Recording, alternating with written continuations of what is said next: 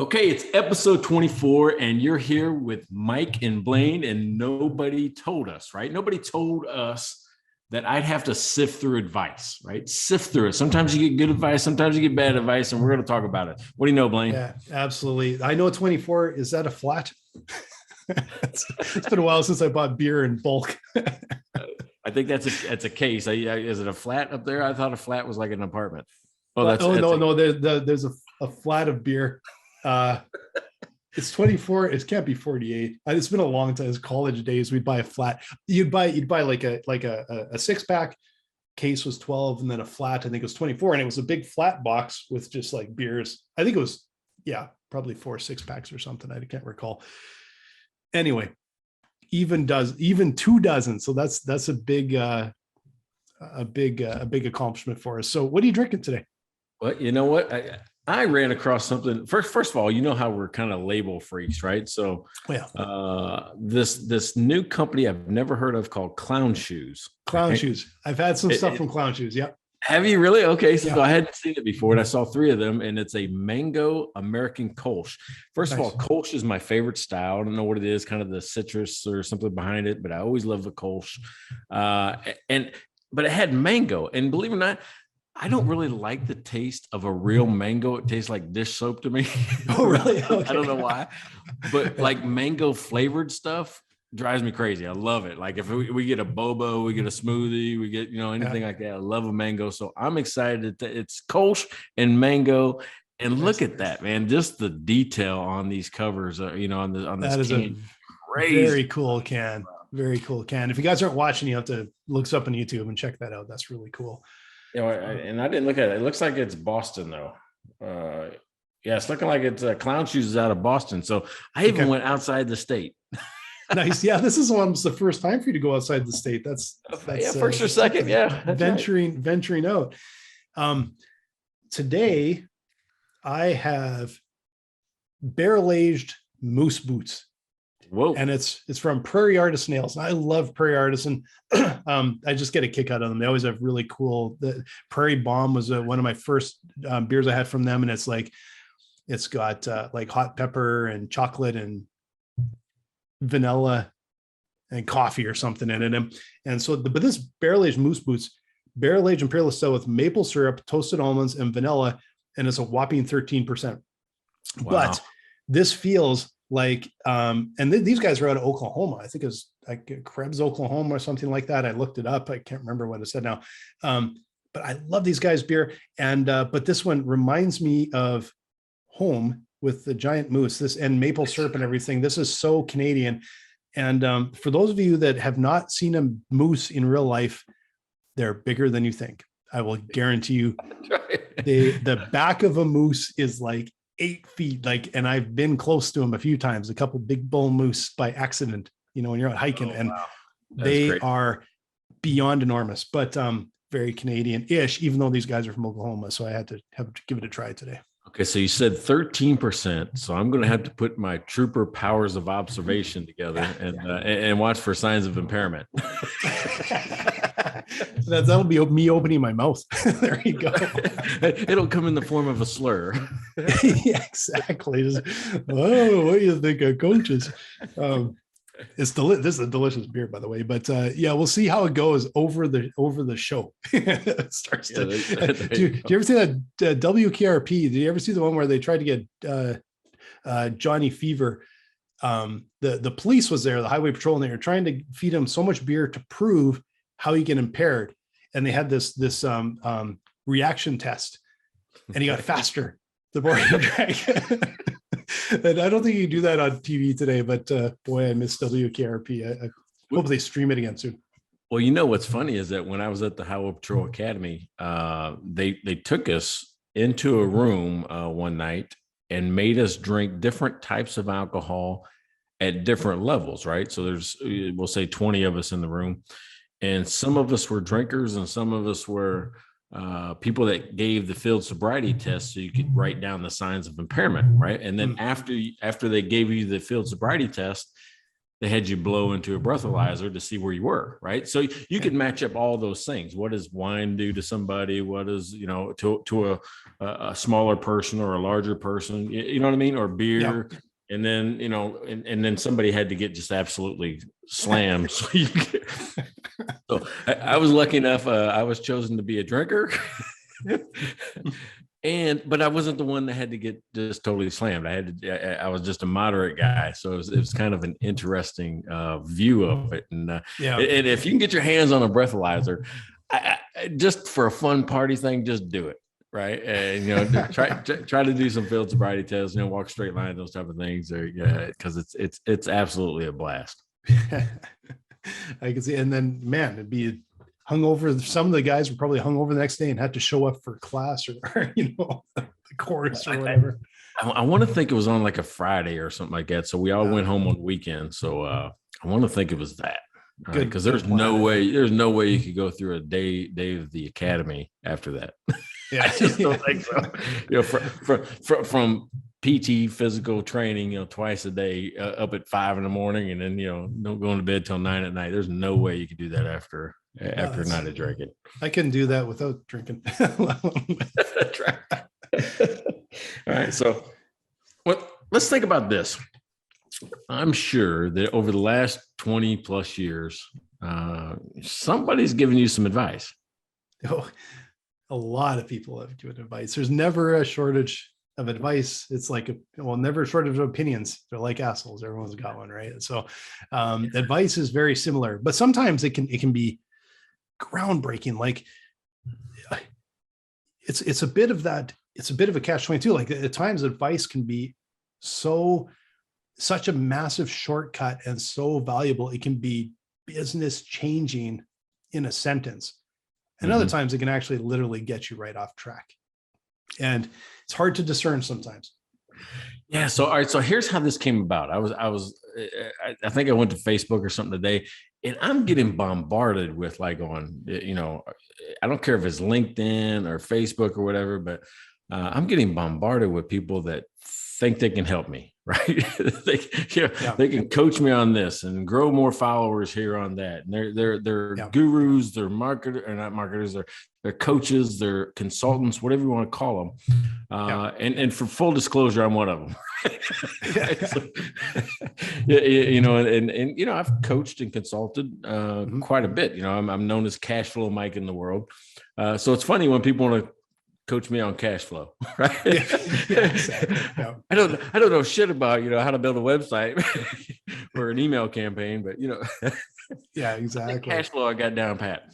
But it was one of those things where it made me think back to the first consultant I ever hired, right? And it's an interesting story because it was the first time I'd run a restaurant. I'd worked in restaurants all growing up through college, but my first business, as everybody knows, was a hotel staffing company. Well, I bought a restaurant.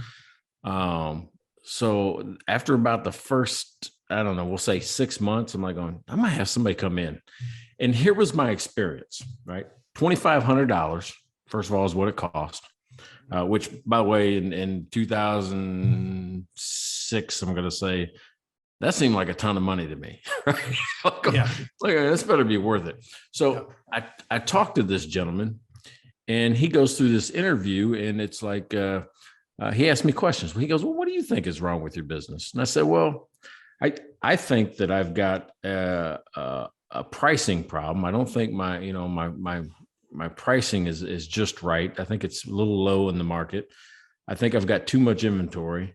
And I think I've got a productivity problem. There's something with employees that just doesn't work right, with the current group, right? Because I took most of the employees from the purchase and try to bring them over. I said, but it just doesn't sync like I see other restaurants do. And for about 2 weeks, he goes away. He comes back. He brings me a 1.5 or 2 inch binder, and then we go through it. And basically, he says, "Here's what I found your problems to be." Can you guess what they were? Yeah, and here's the bill. Like, hey, you have a pricing problem. Oh, and by the way, you've got too much inventory. And you know what? I think some of your employees, a couple of them need to go. I'm like going, God damn it, that's what I told you. Exactly. That's the reason he got paid up front. Yeah. So, it's just, I got no value out of it. That binder went onto a shelf. And when I moved into this house, I just now got rid of that binder, but I kept it as a reminder not do that again. Yeah. If I ever thought about hiring a consultant, I just looked at the binder. Yeah, I'll admit that consultant coach makes the hair on the back of my neck stand up a little bit at times, because you're like, what I want to do is I want to know who they are and what they've done. Like, so for you as a coach, like, yeah, I know what you've done. You've had like a dozen businesses. That's why we're sitting here every week chatting. Right. I do not want to see a coach that has not actually done it, because there's a fundamental difference of you've done it or you haven't. You've done it or you've read about it are two very different things. So I think the value you get probably is like, are you getting value from their experience or value from someone that's an active listener? Right? Like, yeah, that's right. Or lack of value, right? Well, I can tell you one of the cases that I absolutely love. It had so many awesome things in it, right? You could really dig in and make a huge impact as a consultant, as a coach. And it was really 4 things. We were just trying to fix 4 things. And I'm telling this because I want people to make the connection between problem identification, solution identification, and execution. Mm-hmm. Right? Because there's 4 things. We were going to increase price. We were going to cut expenses. We were going to reduce inventory and change our sales process. Those 4 things. That was it. That's what it came out to be. It took 14 months to do it. Right. So I don't want people to think that, hey, listen, I got the solution. Now, next week, it's all fixed. Yeah. Because if you do that, you're going in with the wrong expectation about how to work with a coach, how to get a consultant, even though it's easy to identify what the problem is and formulate a plan, you have to execute it. And it takes some time. Sometimes it takes a lot of time. In this case, it's 14 months.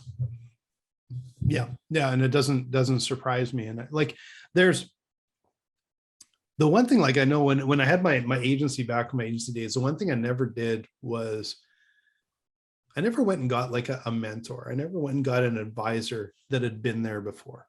Mm-hmm. Never even probably heard of them. And I look back to those days and I look at if I had had the right advisor, right coach, right consultant that had been there, done that, basically a plan in the first month probably could have saved me 4 or 5 years of learning the hard way, because there's all of these systems and processes that I learned the hard way. Now, the thing is, once you learn them the hard way, boy, you know them inside out, you understand them intimately. But I know for a lot of years, I relied more on just other friends of mine that own businesses, and we would go for beer and little bits would trickle out as we would BS about stuff, a little bit like we're doing here, except this is at least on a topic and we're getting really in depth on it. Right. Mm-hmm. It took years before I started to realize how much impact, formal advisors can have, and how much impact, like I'm part of a mentorship program through my, through University of Alberta, where I had my master's and my bachelor's, and how much impact that can have. I learned that way, that now I see the necessity of having regular engagements all the time with people that can help you and coach you and move you forward. You just have to make sure that the right ones, and they have that experience and they have your back, right? Yeah. Well, and here's the ones I like. And I hired a guy named Ted McGrath, to help me when I started Elevate Financial Training, right? Because it was like going, okay, well, how do I even, get this going to where it's, because I had a seminar, I had something that I could teach. I just had a deck and I could go just teach it. Well, you can't just do that when you're consulting, right? You can't just teach what it is. You can do part of it and teach the concept, and then you got to execute. What I liked about him, and what I like to look for in coaches or consultants now, is give me a process. I want a step by step. You don't got to tell me exactly how it fits in my business. But what he gave me first was build a blueprint, right? So that's how I came up with the 8 steps to the clear path to cash. And all of a sudden it started to line out on, how things fit together and how I could pitch certain parts of it, or I could break it apart or make it fit a situation.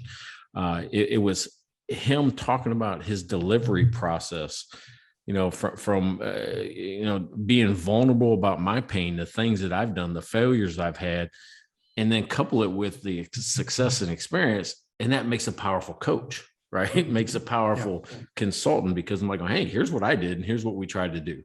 And what they can do is, if you give me the process, I can fill in the blanks. But what the coach does is then shortcuts a lot of the mistakes, saying, yeah, you can do that. And then these 5 things might happen, right? Because they happen to be 10 different times. Yeah. So I think that's the value I get out of coaching and consulting is, give me a process, help me shortcut the process. Yeah. Yeah. And it can be dramatic. Like, that's the thing that I've, over the last 25 years or whatever, 20 some years, it's amazing. Sometimes you look at things, and when you look at, of course, hindsight's 2020, you look in the rearview mirror and you can see, like, that should have been obvious, right? That should have been, but it's, you learn it as you go. But fundamental learnings that were massive changes for a business. Like, sometimes it can be a long and hard implementation. Sometimes it's just like, you're not playing the right game, or you're not on the right process. And it can be completely changing to your business, right? Yeah. But you don't want to go down the wrong path either, because you only have so much time, so much money. Well, and it's like, there's a guy that's reached out to me 2 or 3 times on LinkedIn right now. And what's funny about it is he doesn't know how to connect with the audience. Here's his pitch to me, right? And we've talked about this on your LinkedIn fill in the blank type of automated AI. I'm sure that's what it is. Yeah. But it's like going, hey, I see that you're vice president of Truly Financial. Total AI. I can help you overcome your fear of starting a business. Oh boy. That's his pitch. I can help you overcome the fear of starting a business. I'm like going, oh, think you know me. Yeah, exactly. That's all I've done. Well, but you know what occurs to me there is that he's doing a really good job of qualifying, because out of the 1,000 people that'll go to, there'll be a couple that are like, how did he know I wanted to start a business? Those are the ones he wants to talk to. So I guess in a qualification sense, maybe there's something there, but man, some of those messages I get, I laugh at some of the ones they come up with. So.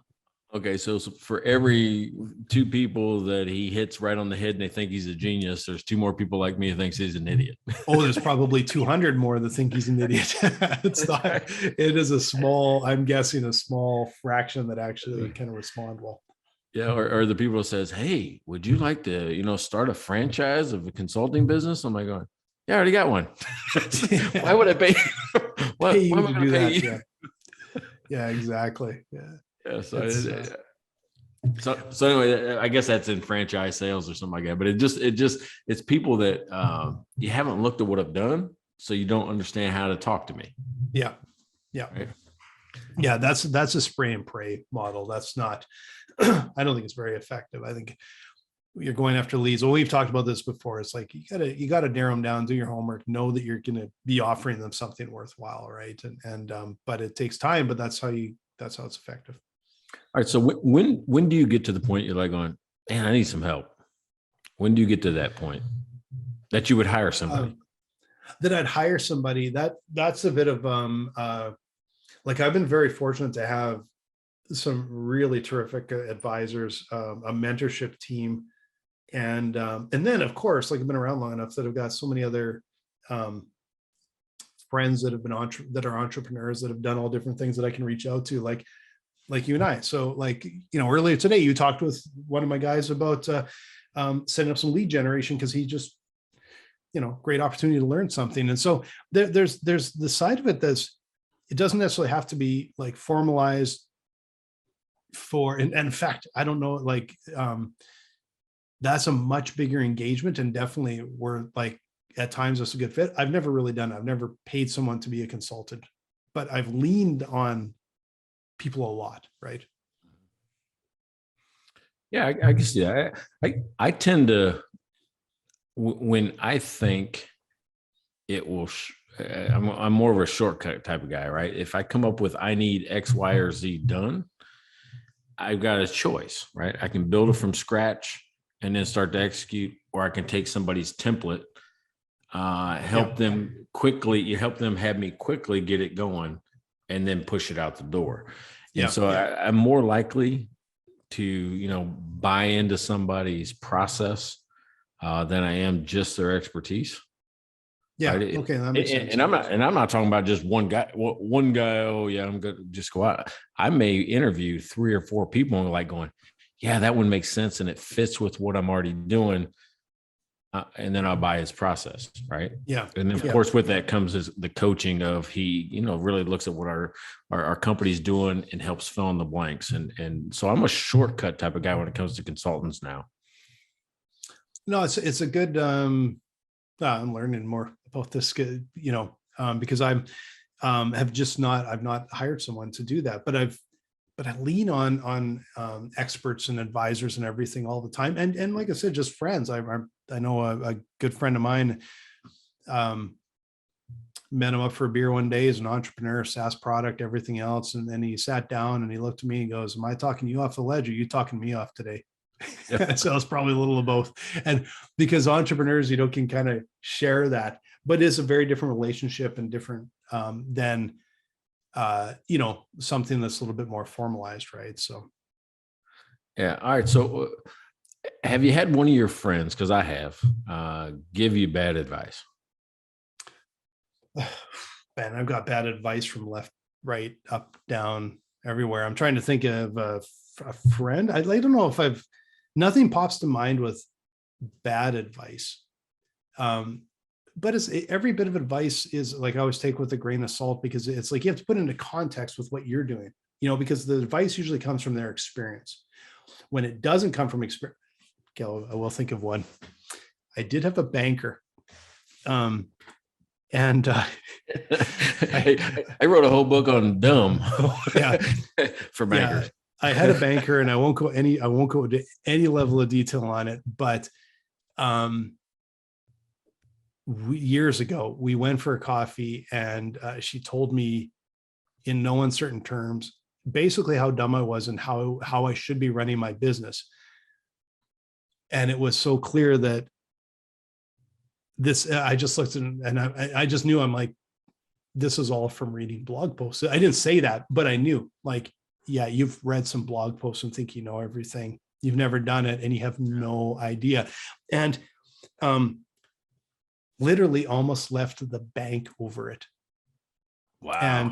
And a supervisor kind of saved that, because literally reached out to me and pushed, and what do you think about your account manager and all this stuff? And I'm just like, well, I'm not throwing anyone under the bus. And so I've just kind of avoided it. And then she kind of got very frank. And I said, look, I'm almost ready to leave, because this is what my perception was. And so, and that was from professional services. Right. And so I wouldn't say it's a friend, but it was literally like, felt like an absolute slap in the face.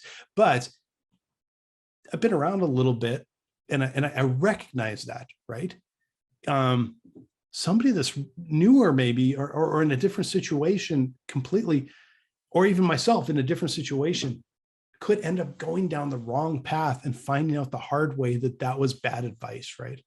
Mm-hmm. Yeah, so interesting, right? Because during my business owner training seminars I used to do, I would conduct a survey, kind of a poll, like, hey, who do you go to for advice? Because I was trying to set up my Elevate financial training. Plus, I'm like going, well, I might be able to sell to bankers if they're not great anymore, right? Because it used to be you couldn't start a business unless you had 3 people that you went to for advice. And that was the banker, the accountant, and the attorney, right? You had to have those 3. Well, after 2008, when the bankers burnt the world down, it's kind of what happened, right? I mean, all that monkey business with real estate and everything else, they kind of burnt the world down. Bankers fell off the pedestal. I used to call it the pedestal of, hey, these are the people you talk to. They fell off. And what was funny is they used to be top 3. They moved down to 7th, right? In my list of top 10. Top 10, they moved down to 7th behind other. And 3 spots behind bartender. That's right. They would go to the bar and talk to anybody about their business, but not the banker. And I started thinking about my own experience. And when I was training bankers, I'm like going, what is it about the banker that we don't like anymore? Well, a couple of things. One of them is what I call LOTO, LOTO, and that's loan officer turnover, right? And it happened to me where like every single time I go to the bank, I got to deal with a new person and I got to retell the story. They really never got to engage. Right? They didn't understand the limitations. They didn't understand the previous battles I already went through, the things that we've done to get to this point. All they did was look at a number and go, oh, well, you need to do this. Well, wait a second. We've been battling that for 2 years, 3 years, 5 years, whatever it is. That turnover and what happens when a loan officer turns over, a relationship manager, or account manager, whatever they're going to call them, they always want to take you to the new bank. And you almost want to go because you're like, I don't want to train a new banker. Yeah. Oh no, totally. And this is kind of very topical because I'm literally, and this is not related to the story from years ago, totally different situation here, but I'm leaving the bank I've been with for, well, oh man, I can't even tell you how long I've been with this bank in way too long, probably 15 years, because at one point I had a relationship manager that was, I could get to, I knew who they were. I could talk with them. When they would move, the bank would never tell you where they went. That was the tricky thing because they don't want you to leave the branch.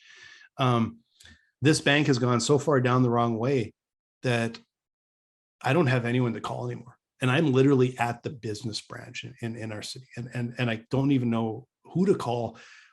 So I finally had to call to get a question the other day. I called their 1-800 number and got like nothing, like just nothing. Meantime, I was approached by another bank.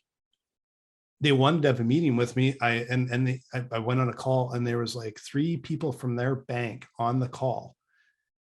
I've talked with them numerous times and they literally have a department for tech startups now.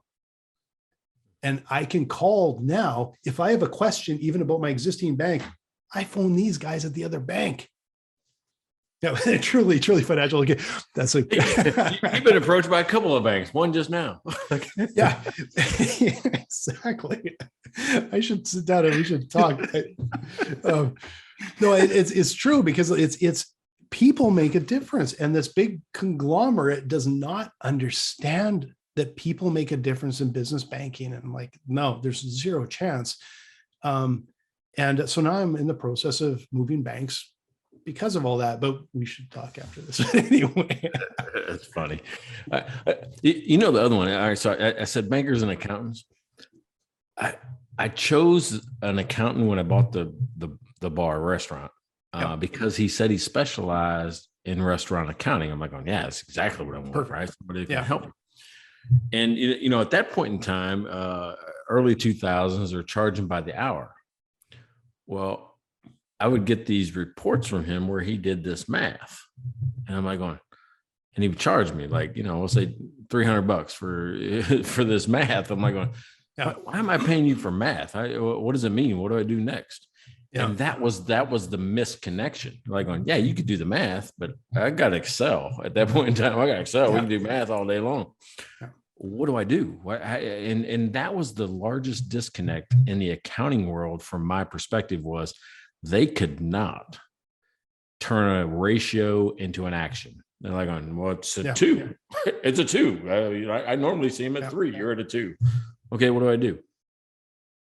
Silence. Yeah, exactly. Right? Yeah. I don't know. I remember in my creative agency days, we had an accountant.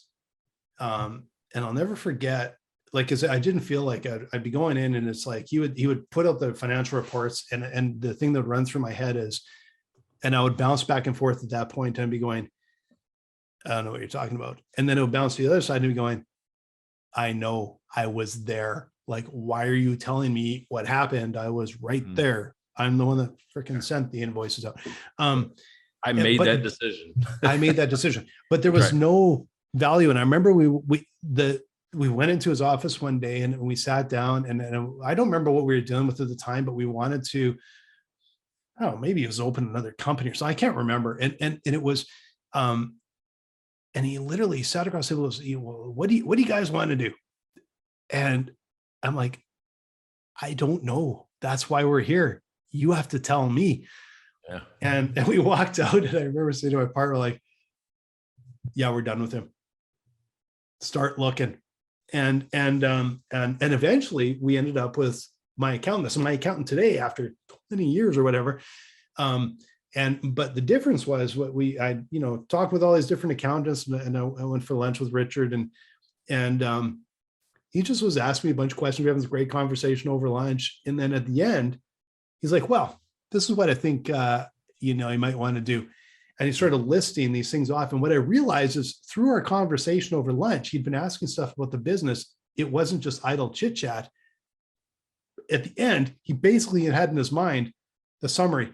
You can do this, this, this, this, and this. And I'm like, yeah, you're hired. Like, yeah, because you're actually offering me some insight into my business and some advice on, I still have to make the decision. I get that, but some sort of advice. And that is a fundamental difference in running a business, is having someone that is actually offering you more than the bare minimum, right? Like they're actually offering you insight to help you run your business. Totally agree. Right. One of the things that I do, even for Woodard or everybody else, like, I'll give you all the tools. I'll give you, as much as you can, much as you can use. Spreadsheets, doesn't matter. Give it to you. And what I've found, that the more I give away, the more business I get, because people buy into the credibility of what you're doing. You're like, oh, so the guy knows more. So when I see a consultant or coach hide the meat, they're hiding, what it is, that one thing, they only need one thing. And maybe if I get that, I'll get the rest. Yeah. But that just frustrates me when I see coaches do that.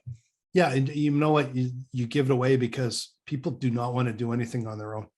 If you prove to them you're smart, they're going to come to you for help, right? Because you're offering it. Like, give it away freely, you'll get more business. I totally agree with that. All right. So here was something that, and we're talking about like advisors, right? The banker versus the accountant.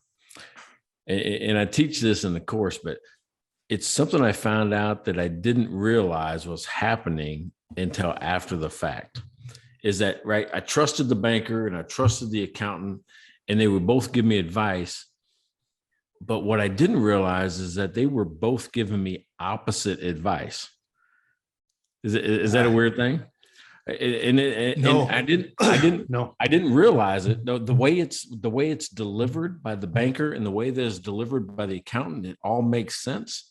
Yeah. But what you don't realize is that they're both right. They're just never right at the same time. Yeah. Yeah. Right. It's a different perspective, right? It's a different set of goals, right? Yeah. Yeah. But they only have the one, the one set of blinders on, right? They only see through their lens. They don't see it through the business owner's lens, which is what, part of what I was trying to do was get people to combine. And let me explain. The debt to equity ratio, right? Mm-hmm. It's total liabilities divided by total equity. Yeah. Well, in reality, that's the one equation that shows the business owner the difference between who if you want to be on the banker's side or the accountant side, because they both are telling you, just what they know. Yeah. The accountant's main goal is to help you pay less tax. Yeah. Right. So everything he does is to reduce net income to pay less tax. Well, net income gets put on the balance sheet in the form of retained earnings, which is your equity. Yeah. Right.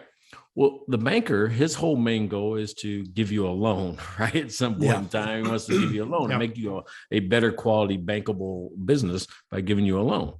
Yeah. Well, they lend against the equity, and that ratio proves it, right? Yep. Total liabilities divided by total equity equals a number. And if you think about buying a house, they do the same thing, right? Yep. You put 20% down, that means the bank's going to put in 80%, right? So your equity in the house is 20%. The bank's debt in the house is 80%. That equals a 4, right? Yeah, I got a 4. Yeah. Yeah. But what that means is for every dollar you put into the house, you let the bank put in $4. Yeah. It's the same thing in business, right?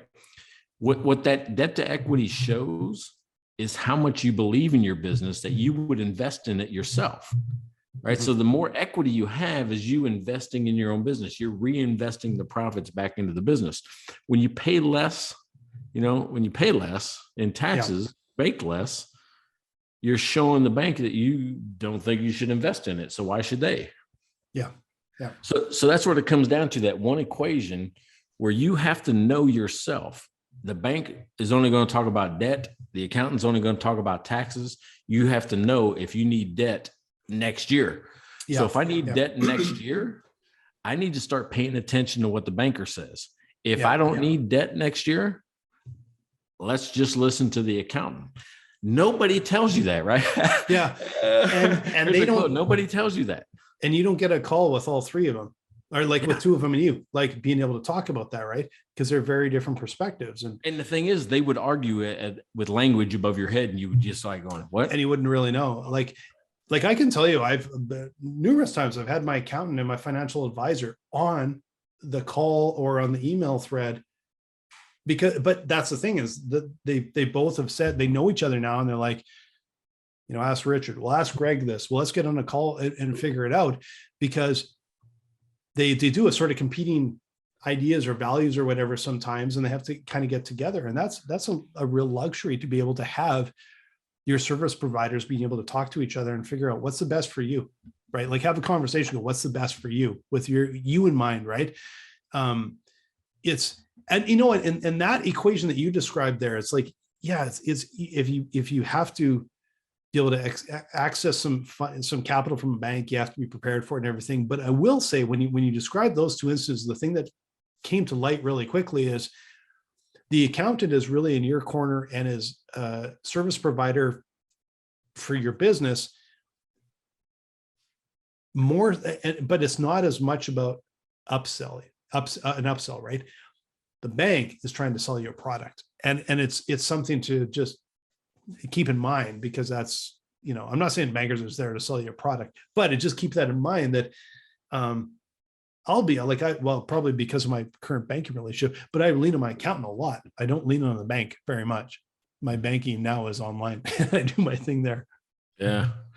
Well, it's interesting, right? Because, but and we should have an episode on like just working with your banker, right? Because it's about helping them tell a story, right? That's really comes down to, is that you've got to be sophisticated enough on your side to be able to educate them, to be able to tell your story to other people within the bank, right? Because they should be the quarterback of you, right? They have the power of the bank. Everything that's happening in the bank, from treasury management to savings accounts to CDs, they should quarterback your relationship.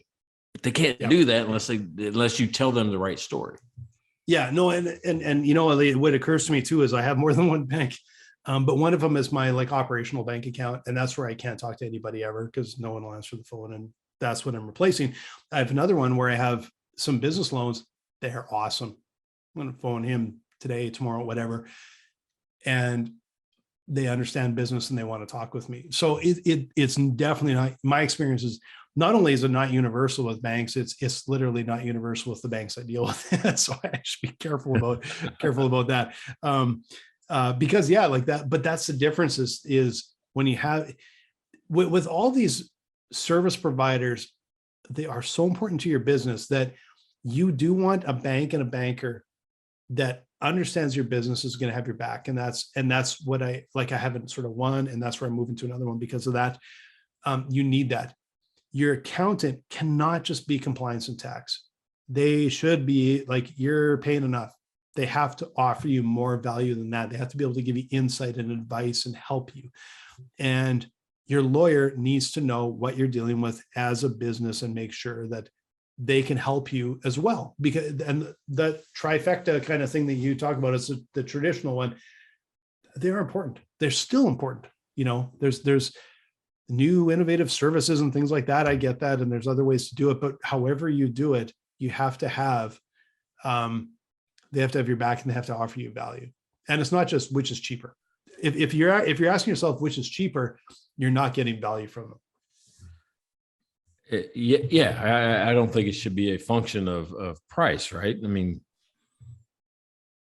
that's part of it, but it should be number one. Well, let me ask it this way. Let me ask the question this way. I think in my mind, there's a distinction between coach and consultant, right? Because yes. I think the coach teaches more, guides more, motivates more. The consultant is looking for the problems and developing a solution. Yes. Yeah. And I would characterize them very much as like mentor advisor. Is the same in my case. My mentorship team is basically a coaching team. My advisors are more like consultants, where they tend to have much more of a very direct line of advice or something that's actionable, rather than developing me as an entrepreneur and coaching me as an entrepreneur. Have you tried this because it worked for me? Right. That sort of thing. Yeah. So here's what I'm thinking is I'm learning, or what I think we said today.